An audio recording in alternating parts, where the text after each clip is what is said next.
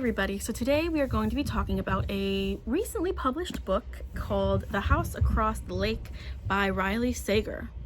This was the look I did. I actually filmed it. You can't really see at this, like from this far away, but there is yellow right in there. But yeah, so this was the look that I did to match this. I ended up giving The House Across the Lake 3 stars. I have read 5-star reviews for this book, and I've also read like 0-star review for this book. So my personal opinion is somewhere in the middle. So if you don't know what this book is about, it is about a woman named Casey who is a alcoholic and a failed actress, kind of. One day, her and her husband are at the lake house, the family lake house, the very lake that the house sits across from. So they're at the lake house and there is an accident and her husband drowns. And as a result of this drowning, Casey becomes very reliant on alcohol. So as Casey is still working as an actress, her alcoholism is painted on the front page of every tabloid. And so her mother, who is also a famous actress, decides to send Casey to the family lake house to basically in place of rehab, but for her to get away and focus on sobriety and all of that stuff.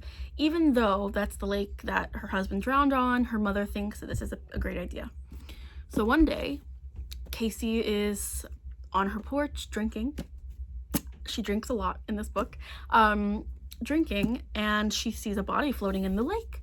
And so she panics and she runs out and she thinks to herself, you know, I'm not letting what happened to my husband happen again. So she runs out and she helps the woman in the lake, who happens to be her newly moved in neighbor across from the lake. So she owns the house across the lake. And this neighbor is a famous supermodel.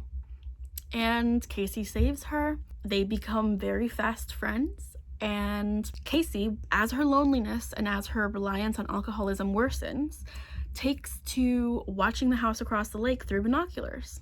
So she watches Catherine, that's the neighbor's name, and her husband Tom through their windows, because the house across the lake is a house with basically all glass windows. The picture here kind of shows it pretty well. It looks like that. So one night, I'm sure you can predict what takes place.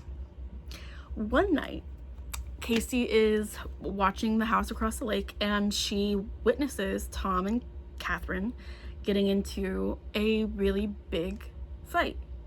And Casey's drunk and she goes to bed and she has all of these ideas in her head about Catherine and Tom's relationship. And then she wakes up and she hears a scream.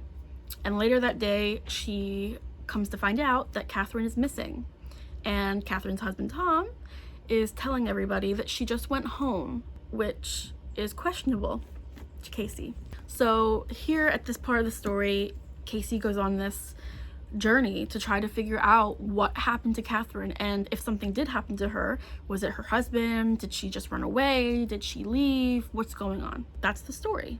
This is my 3rd book by Riley Sager, so I'm very familiar with his format of writing and I really like his writing. I know a lot of people don't, and that's totally cool. Everybody has their own opinions. I think that he's a really great thriller writer, and I think that he writes amazing twist endings. And I will say the twist in this book, there's 2, I really like. Actually, Riley Sager, every book that I've read from him, there's 2 twists.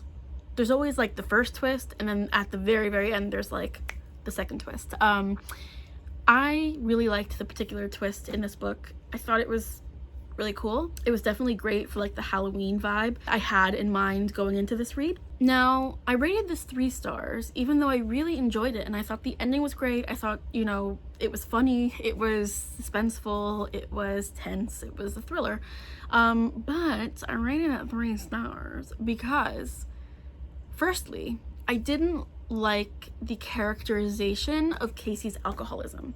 Now, I thought Casey was a great main character. I thought she was a good, strong lead, but the problem I had was the fact that her alcoholism was very lighthearted. I mean, she was drinking almost every scene in this book, which is, you know, she's an alcoholic, that's fine, but Riley Sager, you know, he doesn't really focus, like, characterization isn't really his strong suit, you know? I know, like, I'm not going into it expecting, like, Stephen King level of characterization, I get it. But at the same time, the characterization of her alcoholism was quite lighthearted. There was a lot of humor around it, and I feel like later in the book, there's a reveal as to why she's an alcoholic and why she's so heavily reliant on that. And I feel like because of that particular reason for her drinking, it should have been a lot darker. There should have been a lot more realism. I would have liked a more realistic approach to her alcoholism instead of this, like, lighthearted, I'm gonna have brandy. I would have liked for there to be more of, like, a grim, darker, you know, like, real addiction, real alcoholism, you know, because obviously this isn't a good portrayal of what alcoholism is. Like, if drinking was like it was in this book, why wouldn't we all do that? You know what I mean? So anyway, I just feel like it didn't hit that for me, you know. It was very lighthearted with the alcoholism. And then the second reason is because towards the end of the book, Casey, our female lead character, gives a feminist monologue.